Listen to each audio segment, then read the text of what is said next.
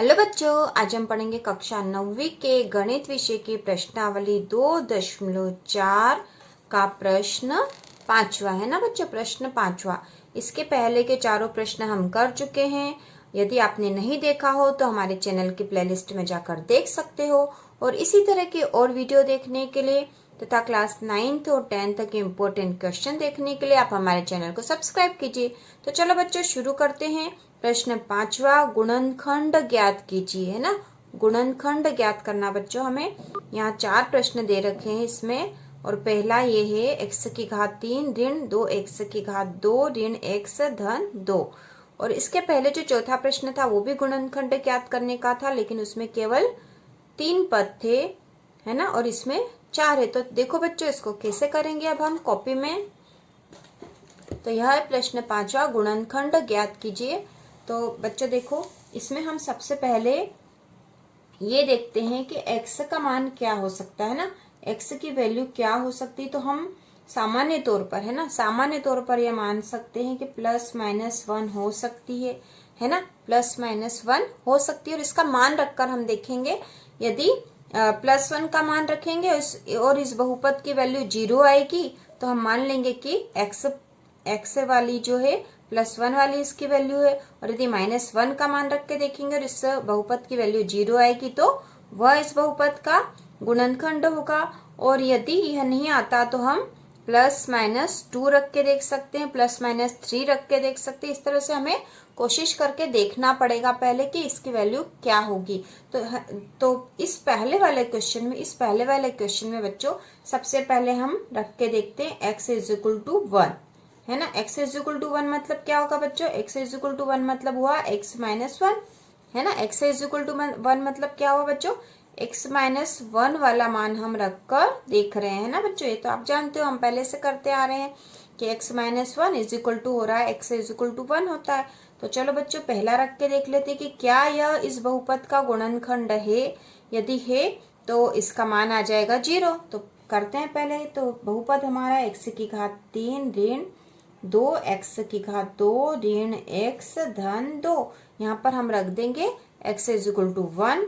तो 1 रख दिया हमने, 1 की घात 1 की घात 3 ऋण 2 x के स्थान पर 1 की घात 2 ऋण 1 धन 2, है ना। अब 1 की घात 3 मतलब तो 1 होगा, क्योंकि 1 का 1 में 3 बार गुणा।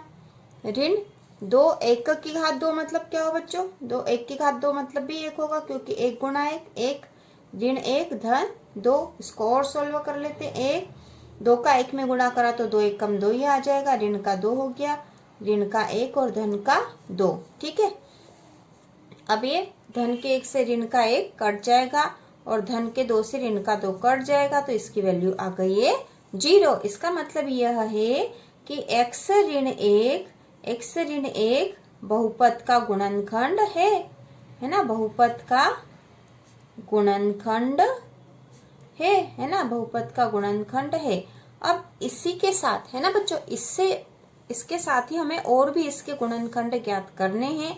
और इसका और गुणनखंड ज्ञात करने का सबसे सरल तरीका यह है कि जो गुणनखंड हमने ज्ञात कर लिया है उससे हम इस बहुपद को भाग लगा देंगे।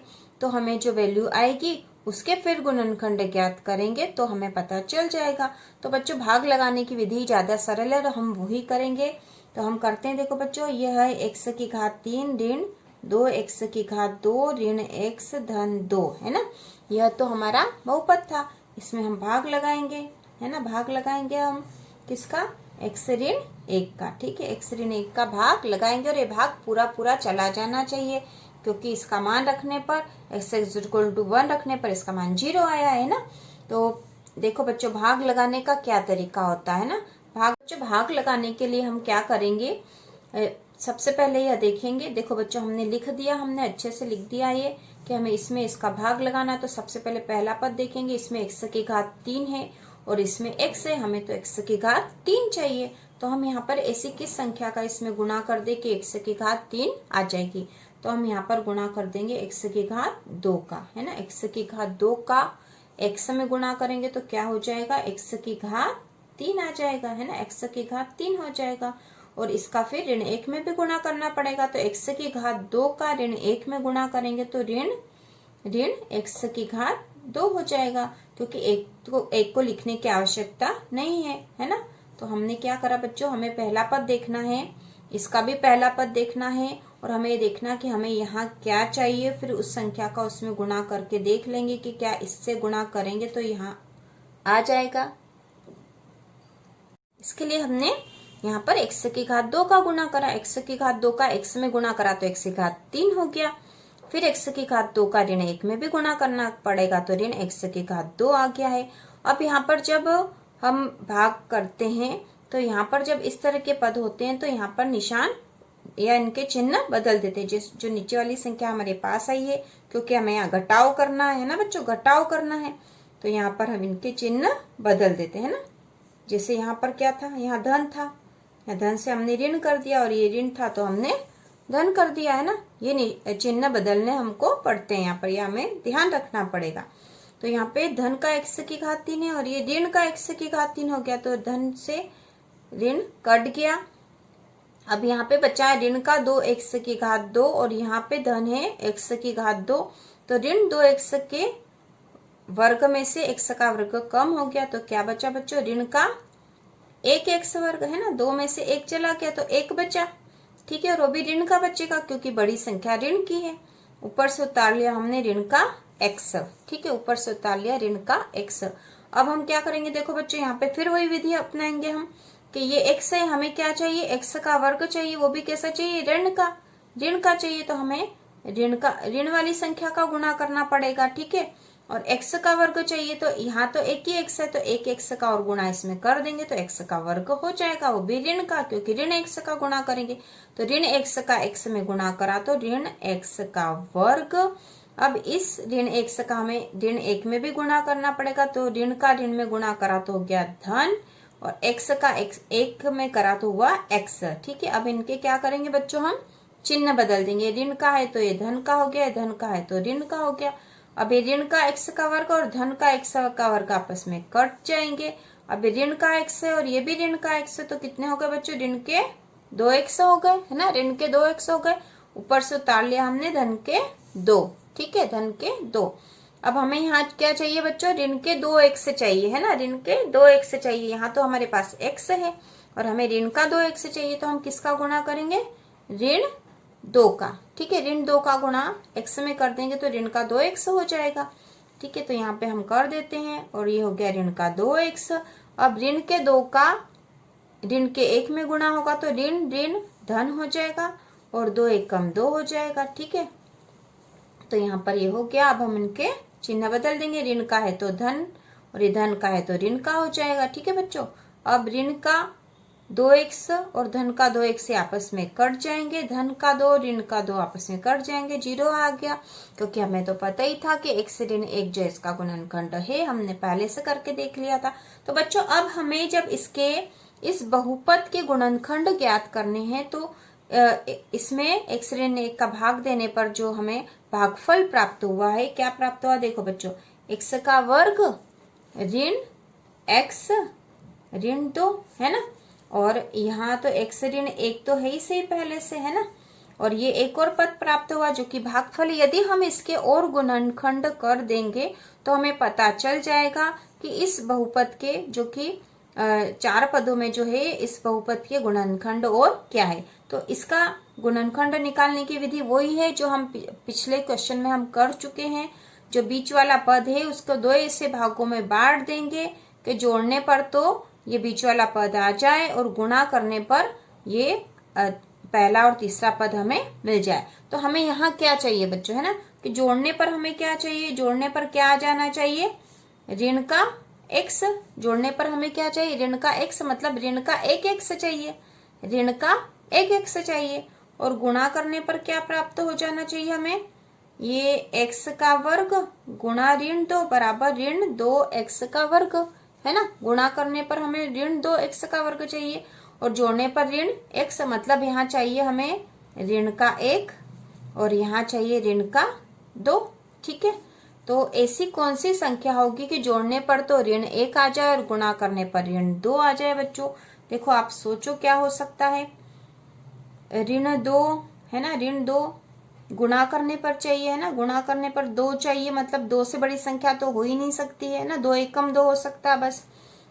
और जोड़ने पर ऋण 1 चाहिए, तो ऋण का चाहिए, मतलब कोई सी एक संख्या तो ऋण की होगी उसमें, है ना, तो ऋण की कौन सी हो सकती, बड़ी ही होगी, तो ऋण का 2 और धन का 1 कर देंगे तो 1 आ जाएगा। हाँ आ जाएगा, देखो बच्चों, है ना, क्या हो सकता है यहाँ पे, ऋण का 2, है ना, और धन का 1, तो 2 ऋण के 2 में से धन का 1 ये घट जाएंगे आपस में, ऋण का 1 आ जाएगा, है ना, ऋण का 1 आ जाएगा, ठीक है। और गुणा करेंगे ऋण के 2 और धन के 1 का गुणा करेंगे तो ऋण का 2 आ जाएगा, ठीक है, ये संख्या हो जाएगी हमारे, है ना।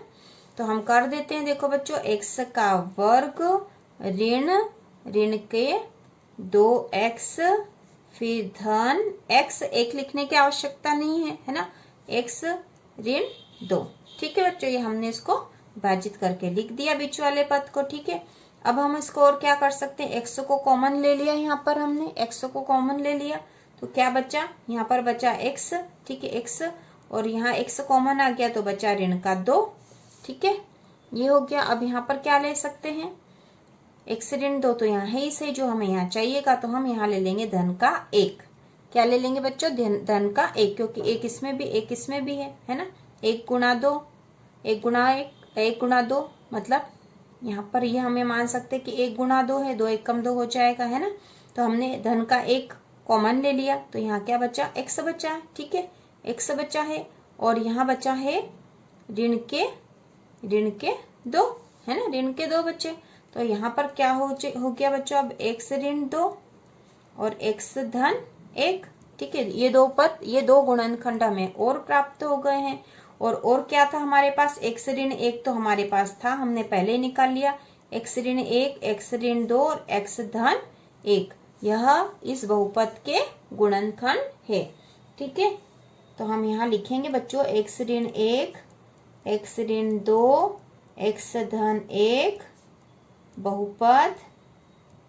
बहुपद x की घात 3 ऋण 2 x की घात 2 ऋण x धन 2 के गुणनखंड है, ठीक है, हमें गुणनखंड ज्ञात करना था, तो गुणनखंड है, ठीक है, हमने ज्ञात कर लिया है ना बच्चों। तो इसकी ये विधि है, सबसे पहले हम प्लस और -1 का मान रख के देख लेते कि क्या इनमें से कोई इसका गुणनखंड है, यदि होगा तो उस बहुपद का मान 0 आ जाएगा, फिर हम उससे उस बहुपद का भाग लगा के देख लेंगे, और हमें जो भागफल प्राप्त होगा उसका भी हम गुणनखंड करके देख लेंगे।